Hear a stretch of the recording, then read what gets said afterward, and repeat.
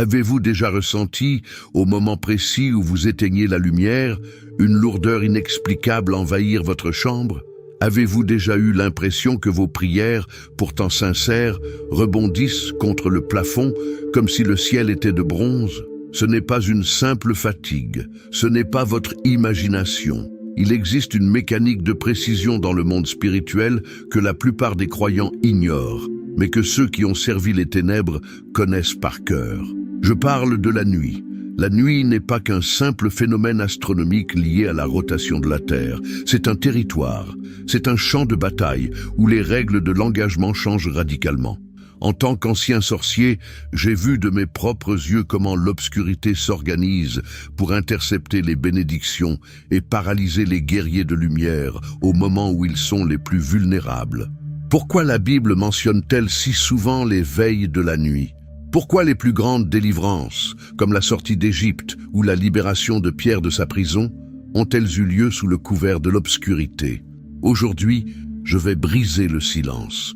Je vais vous révéler pourquoi certaines prières échouent systématiquement la nuit et surtout, quelle est la règle spirituelle fondamentale que vous oubliez à chaque fois que vous fermez les yeux. Aujourd'hui, vous n'allez pas seulement regarder une vidéo, vous allez recevoir un entraînement de guerre de haut niveau. Nous allons parler d'autorité, de portail nocturne, de l'état de votre âme et de la façon dont vous pouvez transformer votre sommeil en une forteresse imprenable. Si vous en avez assez de subir des attaques, des cauchemars ou ce sentiment de vide spirituel chaque soir, ce message est votre boussole. Mais avant d'entrer dans le vif du sujet et de vous dévoiler ces secrets profonds qui vont révolutionner votre vie de prière, je vous demande une chose, manifestez votre présence. Laissez un pouce bleu pour signaler que vous choisissez la lumière. Et surtout, dites-moi dans les commentaires d'où vous me suivez. Quelle ville, quel pays? C'est toujours une immense joie de voir cette armée de guerriers se lever aux quatre coins du monde. Êtes-vous prêts à comprendre ce qui se joue dans l'invisible pendant que vous dormez? Êtes-vous prêts à reprendre les clés de votre paix? Alors, ouvrez grand vos oreilles spirituelles. Nous commençons maintenant. Partie 1. La géographie spirituelle et le mystère des veilles nocturnes. Pour comprendre pourquoi une prière échoue, il faut comprendre le terrain sur lequel vous évoluez. La majorité des gens pensent qu'une prière à 14 ans a la même dynamique qu'une prière à 03 heures du matin. C'est une erreur tactique majeure qui coûte cher à beaucoup de chrétiens. Dans la Bible, la nuit est traitée comme un cycle spirituel spécifique avec des règles propres. Pourquoi? Parce que la nuit est le moment où le voile entre le monde physique et le monde spirituel s'affine. Regardez la nature. La nuit, tout change. Les prédateurs sortent, le silence s'installe et les sens s'aiguisent. Spirituellement, c'est identique. Pendant que votre corps se prépare au repos pour recharger ses batteries physiques, votre esprit, lui, ne dort jamais.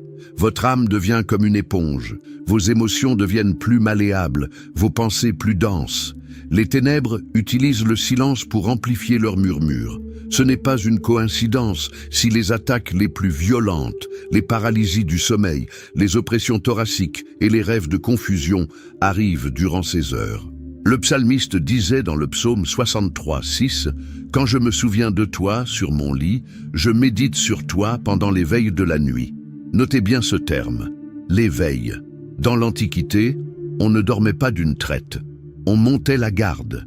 La nuit est divisée en segments de pouvoir. Si vous ne veillez pas sur votre territoire spirituel, sachez que l'ennemi, lui, a ses propres sentinelles qui patrouillent. La première raison pour laquelle vos prières échouent la nuit, c'est que vous traitez la nuit comme un moment de neutralité, alors qu'elle exige un discernement de combat. Une prière molle, faite par habitude avant de s'écrouler sur son matelas, n'a aucune force de pénétration dans un environnement saturé d'activités spirituelles nocturnes. La nuit exige une conscience de sentinelle, une posture de guerrier qui sait que le repos du corps ne signifie pas la démission de l'esprit. Partie 2. La loi de l'alignement. Pourquoi votre journée décide de votre nuit? Voici une vérité qui dérange, mais qui est la clé de votre délivrance. L'efficacité de votre prière ne dépend pas de la beauté de vos mots, mais de l'état de votre alignement avec le ciel au moment où vous les prononcez. Imaginez une station de radio. Si vous n'êtes pas sur la bonne fréquence, vous n'entendrez que des grésillements, peu importe la puissance de votre émetteur. Beaucoup de personnes passent leur journée dans la colère, nourrissent de l'anxiété, consomment des images impures sur leurs écrans ou s'engagent dans des médisances. Elles saturent leur âme de bruit spirituel pendant 12 heures. Puis, arrivées au bord du lit, elles essaient de faire une prière de protection rapide. Pourquoi cela échoue-t-il? Parce que votre état spirituel est le carburant de votre autorité. Jacques 5,16 nous dit « La prière fervente du juste a une grande efficacité ». Le mot-clé ici n'est pas prière, c'est juste. Dans le grec original, cela fait référence à quelqu'un qui est en règle, qui est aligné avec la loi divine. Si vous arrivez devant Dieu avec un cœur lourd de rancœur ou un esprit pollué par les ténèbres que vous avez volontairement laissé entrer durant la journée, votre prière manque de poids légal dans le monde invisible. Vous essayez de commander aux démons avec une autorité que vous avez vous-même affaiblie. En tant qu'ancien sorcier, je peux vous dire que nous ne craignons pas les gens qui criaient fort le nom de Jésus. Nous craignons ceux qui vivaient dans la lumière de Jésus. La prière de la nuit est le miroir exact de votre marche diurne. Si vous voulez une nuit victorieuse, vous devez veiller sur les portes de votre cœur dès le réveil. Partie 3. La transaction spirituelle et le conflit des fréquences. Dans le monde invisible, la prière n'est pas simplement un exercice religieux, c'est une transaction. Elle implique une intention claire, une foi brute et un positionnement légal. Jésus a donné la formule secrète dans Marc 11, 24. « Tout ce que vous demanderez en priant, croyez que vous l'avez reçu et vous le verrez s'accomplir. » Le problème majeur de la prière nocturne, c'est qu'elle est souvent dictée par la peur. La nuit agit comme un amplificateur naturel. Si vous avez une petite graine de doute, le silence de la nuit va la transformer en une forêt de terreur. Beaucoup de chrétiens prient la nuit en réaction à une peur. « Seigneur, protège-moi, car j'ai peur de ce qui se cache dans le noir. » Cette prière contient un conflit de fréquences. Vos mots demandent la protection, mais votre cœur émet une fréquence de peur. Or, la peur est le langage de l'ennemi. Elle est l'antithèse de la foi. Lorsque vous priez avec peur, vous donnez en réalité une autorisation spirituelle à l'oppresseur de s'approcher, car vous reconnaissez sa puissance sur votre état émotionnel. La prière qui fonctionne la nuit est celle qui part d'une position d'autorité établie. Je prie parce que je suis assis dans les lieux célestes avec Christ et non parce que je crains les ténèbres. Pour que votre prière ne soit plus un échec, vous devez cesser d'être une victime qui implore et commencer à être un ambassadeur qui décrète. Partie 4. L'atmosphère de votre demeure. Nettoyez le sanctuaire. Il y a un enseignement que l'on donne rarement dans les églises, mais qui est fondamental pour la guerre spirituelle. Votre environnement physique possède une atmosphère spirituelle. Votre maison n'est pas qu'un assemblage de briques et de mortiers. C'est un récipient. Si votre foyer est le théâtre de disputes constantes, si vous laissez des écrans projeter de la violence ou de l'occultisme, si vous gardez des objets liés à des péchés non confessés, vous saturez l'air de miasme spirituel. Quand vient la nuit et que vous essayez d'élever une prière, vous le faites dans une atmosphère que vous avez vous-même polluée toute la journée. C'est comme essayer de respirer de l'air pur dans une pièce remplie de fumée. La prière devient alors un combat épuisant contre votre propre environnement.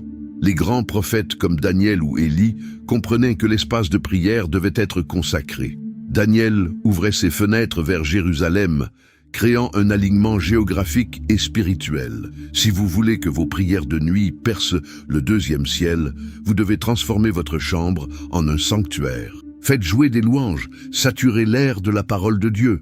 Refusez que des paroles de malédiction soient prononcées entre vos murs. Celui qui nettoie son atmosphère durant la journée n'a pas besoin de lutter pour trouver la présence de Dieu la nuit. Il y est déjà immergé. Pourquoi certaines personnes dorment-elles avec une paix royale alors que d'autres luttent chaque minute? La réponse réside dans la discipline spirituelle. Nous vivons dans une génération qui veut des résultats instantanés, des micro-ondes spirituelles. Mais l'autorité ne s'achète pas. elle se cultive. Regardez le psaume 119, 164. 7 fois par jour, je te loue. Le psalmiste ne se contentait pas d'une prière avant de dormir. Il maintenait un feu allumé en permanence. La force de votre prière à 3 heures du matin est déterminée par votre relation avec Dieu à midi. Si vous ne parlez à Dieu que lorsque vous avez des problèmes ou lorsque la nuit vous effraie, vous utilisez la prière comme une roue de secours. Mais la prière a été conçue pour être le moteur. L'ennemi observe votre constance. Il sait qui a une réserve d'huile et qui a une lampe vide. Si vous êtes constant, si vous lisez la parole, si vous méditez, si vous jeûnez, vous développez ce qu'on appelle une stature spirituelle. Aux yeux des démons, vous ne ressemblez plus à une proie vulnérable, mais à une colonne de feu. La règle que vous manquiez est celle-ci. L'autorité nocturne est un dividende que l'on touche après avoir investi dans la discipline diurne. Partie 5. L'erreur de la réaction versus la stratégie de l'anticipation. Je veux insister ici sur un point crucial, un secret que les généraux de l'armée de Dieu maîtrisent, mais que le croyant moyen ignore, la différence vitale entre la prière de réaction et la prière d'anticipation. Écoutez-moi bien, la plupart des échecs que j'ai observés, tant dans mon passé dans l'ombre que dans mon ministère aujourd'hui, proviennent d'une posture spirituelle passive. La majorité des gens attendent de sentir un froid glacial dans la pièce, d'entendre un bruit suspect ou d'être paralysés par un cauchemar pour commencer à prier avec ferveur. C'est ce qu'on appelle être sur la défensive. En stratégie de guerre, si vous ne faites que vous défendre, vous avez déjà cédé l'initiative à l'ennemi. Si vous attendez que l'attaque commence pour chercher votre épée, vous êtes déjà blessé. Les guerriers de haut niveau, ceux qui font trembler les hiérarchies infernales, pratiquent l'anticipation. Regardez le Maître Jésus-Christ. Avant d'affronter l'agonie de Gethsémane et la trahison de Judas, il a passé des heures dans la prière. Il n'a pas attendu que les torches des soldats brillent au loin pour commencer à chercher la face de son Père. Non, il avait déjà combattu, il avait déjà transpiré des grumeaux de sang. Il avait déjà remporté la victoire dans le monde invisible, avant même que le premier soldat romain ne pose la main sur lui. La croix n'était qu'une exécution physique d'une victoire déjà scellée dans l'esprit. Pourquoi vos prières de nuit échouent-elles? Parce qu'elles sont souvent des cris de panique. Or, la panique n'est pas de la foi. La panique est un signal de détresse qui informe l'ennemi que vous avez perdu le contrôle. Votre prière de nuit doit cesser d'être une négociation pour devenir une proclamation de souveraineté. Au lieu de supplier « Seigneur, s'il te plaît, fais que je ne fasse pas de cauchemar cette nuit », ce qui trahit votre peur de l'attaque, vous devez déclarer avec le poids du royaume « Seigneur, je te rends grâce, car tu as déjà déployé tes légions autour de cette demeure. Je marche dans l'accomplissement du psaume 91. Ma nuit n'est pas une zone de combat, c'est une zone de repos sacré sous ton ombre. » Comprenez-vous la nuance? L'anticipation consiste à saturer votre futur immédiat de la volonté de Dieu. C'est une frappe préventive. En tant qu'ancien sorcier, je peux vous dire qu'il est presque impossible d'infiltrer la nuit d'un homme ou d'une femme qui a déjà verrouillé son sommeil par l'autorité de la parole avant même que le soleil ne se couche. Changez votre dictionnaire spirituel. Passez de la supplication de survie à la déclaration de domination. Ne demandez pas à Dieu de gagner la bataille pour vous à 3 heures du matin. Remerciez-le à 21 heures parce que la bataille est déjà finie. C'est ce langage de certitude, ce « Amen » avant même l'épreuve, qui force le monde spirituel à s'aligner sur votre voie. Celui qui anticipe ne subit pas la nuit, il la gouverne. Celui qui anticipe ne craint pas l'obscurité, car il sait qu'il a déjà allumé le feu du Saint-Esprit sur son territoire. Partie 6. L'invitation à la métamorphose, le moment du partage fraternel. Mes chers amis, je sens une onction de libération traverser ce message. Je ne veux pas que vous soyez simplement informés, je veux que vous soyez transformés. Nous allons bientôt passer à la phase de pratique, à cette prière de scellement qui va changer votre nuit dès ce soir. Mais avant cela, je veux que vous preniez conscience d'une chose. Vous n'êtes pas seul. Parfois, Dans l'obscurité de votre chambre, vous vous sentez comme le seul soldat sur le front. Mais regardez cette communauté autour de vous. Des milliers de personnes apprennent en ce moment même à reprendre leur autorité. Je veux que vous vous sentiez accueillis dans cette famille de guerriers. Je suis ici comme un frère, un mentor qui a vu les deux côtés du miroir et qui peut vous assurer que la lumière gagne toujours, pourvu qu'on sache comment l'invoquer. Prenez un instant pour calmer votre esprit, évacuer les tensions de la journée. Nous allons ensemble dresser un rempart. Nous allons utiliser les clés que je vous ai données, l'alignement, l'autorité, l'atmosphère et la foi. Préparez-vous, car ce que nous allons faire maintenant va envoyer une onde de choc dans les lieux célestes concernant votre situation personnelle. Le temps de la peur est révolu. Le temps du règne commence. Je vous invite à dire ces mots avec une conviction profonde, car la vie et la mort sont au pouvoir de votre langue. Seigneur Dieu de l'univers, tout-puissant et miséricordieux, je me tiens devant toi en ce moment sacré. Je reconnais que tu es le Seigneur du jour, mais aussi le Maître absolu de la nuit. Aujourd'hui, je réclame mon héritage de fils, fille du roi. Je demande pardon pour tout alignement erroné, pour toute porte que j'ai ouverte au doute, à la colère ou à l'impureté durant mes heures de veille. Je plonge mon âme, mon esprit et mon corps dans le sang précieux de Jésus-Christ, qui purifie tout. En ton nom, Seigneur Jésus, j'exerce maintenant l'autorité que tu m'as déléguée. Je ferme tout portail illégal ouvert dans ma demeure. Je brise toute alliance avec la peur. Je révoque tout décret de sorcellerie, toute programmation de cauchemar, toute attaque de l'esprit de mort ou de maladie programmée pour cette nuit. Je déclare que ma chambre est un territoire du royaume de Dieu. Je place une sentinelle angélique à chaque coin de mon lit, à chaque fenêtre et à chaque porte de ma maison. Saint-Esprit, je t'invite à saturer l'air que je respire de ta paix qui surpasse toute intelligence. Pendant que mon corps se repose, je décrète que mon esprit reste en communion avec toi. Je refuse que mon sommeil soit un lieu de confusion. Il sera un lieu de révélation et de restauration. Je me couche et je m'endors en paix, car toi seul, ô Éternel, me fais habiter en sécurité. Je brise les chaînes de l'insomnie et de l'angoisse. Je revêts l'armure de lumière. Merci Père, car tu écoutes la voix de tes enfants. Merci car cette nuit est scellée sous ta protection infaillible. Je déclare que je me réveillerai avec un chant de victoire dans ma bouche, au nom puissant et glorieux de Jésus-Christ. Amen. Partie 10. L'activation finale est votre engagement de victoire. Sentez-vous cette paix? C'est le signal que l'ordre a été rétabli dans votre juridiction spirituelle. Vous n'êtes plus une cible facile. Vous êtes devenu une zone interdite pour l'ennemi. Mais ne vous arrêtez pas là. L'autorité doit être exercée pour rester active. Maintenant, je veux entendre votre voix de guerrier. Je veux que vous marquiez votre victoire dans le monde physique pour qu'elle s'enracine dans le spirituel. Écrivez en lettres majuscules dans les commentaires la phrase suivante « Je reprends les clés de ma paix nocturne ». En écrivant cela, vous faites un acte prophétique. Vous dites à tout l'univers invisible que vous avez compris les règles du jeu et que vous n'acceptez plus aucune intrusion. Je vous encourage aussi à utiliser cet espace de commentaires pour être une source de bénédiction. Si vous avez ressenti une libération pendant cette vidéo, témoignez-en. Si vous avez une expérience de victoire sur la peur, partagez-la.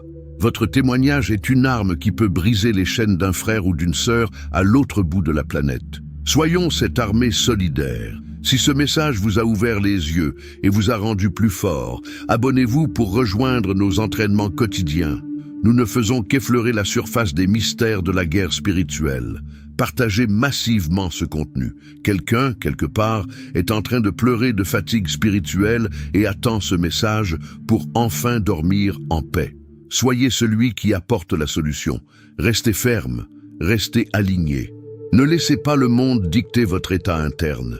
Vous êtes un enfant du lion de Juda, et le lion ne tremble pas devant l'obscurité. Il la domine. Je prie pour vous. Je crois en votre victoire totale. On se retrouve très bientôt pour une nouvelle révélation qui vous rendra imbattable. Que la présence de Dieu soit votre couverture cette nuit. Allez dans la paix et dans la force. À bientôt.